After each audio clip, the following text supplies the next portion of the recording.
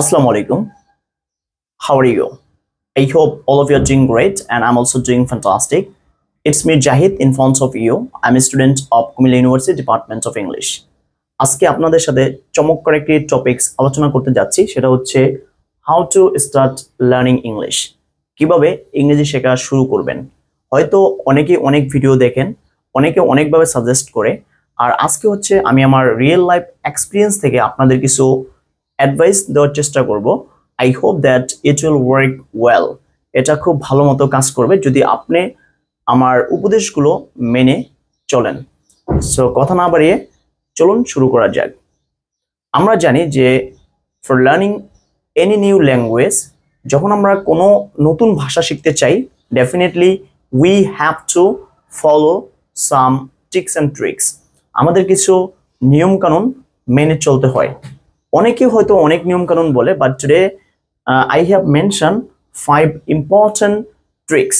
মানে আমি আপনাদেরকে 5টা ট্রিক্স দিব, যে ট্রিক্সগুলো ফলো করে I believe that you will be a smart English speaker.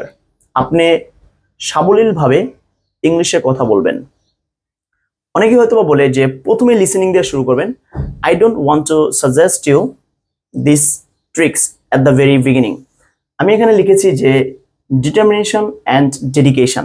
যাই হোক, যেটাই বলেন না কেন, ডিটারমিনেশন অ্যান্ড ডেডিকেশন, এটার কথা কেন বলেছি? যে আমার মনে হয় যে কেউ যদি ইংলিশ শিখতে চায়, তাকে সর্বপ্রথম নিজের সাথে নিজের ডিটারমাইন হতে হবে, তার ডেডিকেশন রাখতে হবে যে definitely I will learn English.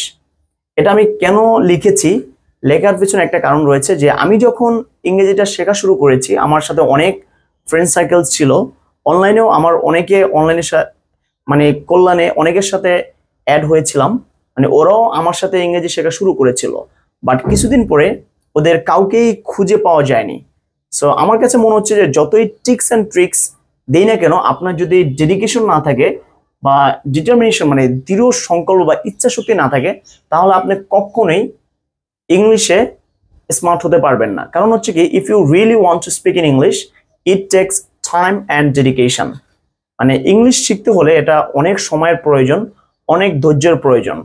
আর এই জন্য হচ্ছে কি, যে আপনি যদি ইংরেজি শিখতে চান, প্রথমত যেটা আপনাকে ফিক্সড করতে হবে সেটা হচ্ছে আপনি আজকে থেকে যে ডিটারমাইন থাকবেন যে by hook or by crook I will practice my English. আশা করি যে আপনি যদি ডিটারমাইন থাকেন, I hope one day you will be able to speak English well. Second যেটা, যে learn some common words. Yes, আমরা যেই ভাষায় কথা বলতে চাই না কেন, যে ওই টার্গেট ল্যাঙ্গুয়েজের আমাদের কিছু দৈনন্দিন ব্যবহৃত কিছু কমন ওয়ার্ডস যদি আমাদের জানা থাকে, ইট উইল ওয়ার্ক ওয়েল। এটা আমাদের খুব কাজে আসবে। সো আমি বলবো যে যারা ইংরেজি শিখতে চাচ্ছেন, try to learn some new words, some common words.